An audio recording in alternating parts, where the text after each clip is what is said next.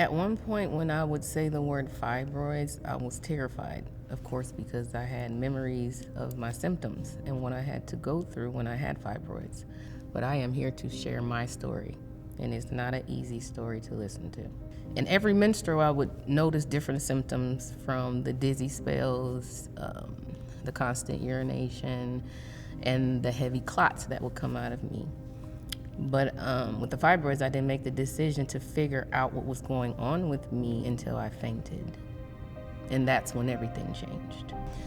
Going to the restroom, I sat up out my bed, and I just remember everything spinning. So I'm like, okay, I don't know what this is, but I got up anyway when I should have stayed still. I got up out the bed, and I remember I just fell. I hit the side of the dresser, and that's why I have a little gash in my head here. So of course the gash, it was bleeding, my face was bloody, and I was just scared. I'm like, what was that? It's time to go to the hospital, and that's when I left. Within 2 days, I was in the hospital trying to figure out why I fainted, why my menstruals were extended, where are these clots coming from, why do I have pelvic pain, and why am I constantly in the bathroom? I didn't understand.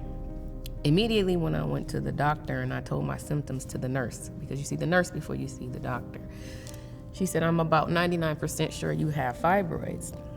So I asked her what it was, and she said they were benign tumors that grow on your uterus. And I said, okay, I've never heard of this before. She said, oh, okay, it's nothing. It's very common in women. One thing I didn't like about the conversation is almost as if I felt dismissed, as if I'm in a common situation along with every other woman, and because it's so common, you should be able to handle this like everyone else. Meaning the way she was talking to me as if I should have been aware of a situation we never talk about. When I had fibroids, I started to remember back in the day certain symptoms, because when I researched, I noticed all the symptoms, and I'm like, okay, I had that in my 20s. And I said, okay, I had the pelvic pain when I was in my teens. So is it a possibility that I've had fibroids from a teenager up until now? I did notice the aggression in my 30s, but I had a lot of pain in my 20s and in my teens.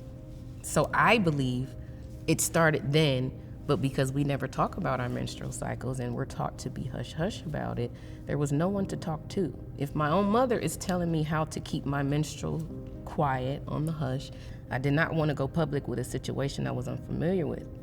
So I said no, and I broke down, I was crying, I talked to my mother about it. She said, listen, if you're in a position and you have a platform just to help one individual, help that person. But you have a platform where you can help hundreds, thousands, millions. Why not share your story? Don't be embarrassed of who you are or your struggle. Own it. So I did. The more we speak up and speak out on this particular fibroid situation, the more we bring awareness to women that are going through the same issues. So therefore we can maybe prevent miscarriages. You know, we can prevent the extended menstruals. We can stop the pelvic pain. We can stop the clots from coming out. You have options.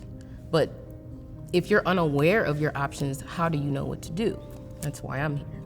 One of the many issues that I had with fibroids was my mental state of mind. Because of the many symptoms, I stopped dating. I separated myself from my family, my friends. I just became self-absorbed, and I didn't know who to talk to. I had to get it out. There was not another day I wanted to go past of constantly going to the bathroom. I couldn't take it anymore. Yes, I had my surgery, but I understand that I did have other options.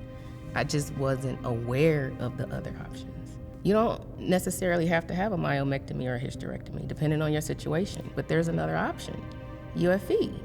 Because this experience of fibroids is very common in all cultures of women. 80% of all women will get fibroids. What level that is depends on your body. 80%? And you didn't tell me anything? As many times as I see my OBGYN, my pelvic pains from my menstrual cycle in my teens, you give me ibuprofen and send me on my way. Let's get to the core issue and figure out we can do that. And once we get to the core issue, we can help more than we think. Allowing women to understand their options.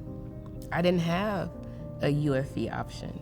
I never heard of UFE until after my surgery. Why is that? Why out of 3 doctors, nobody mentioned UFE, which was definitely available at that time?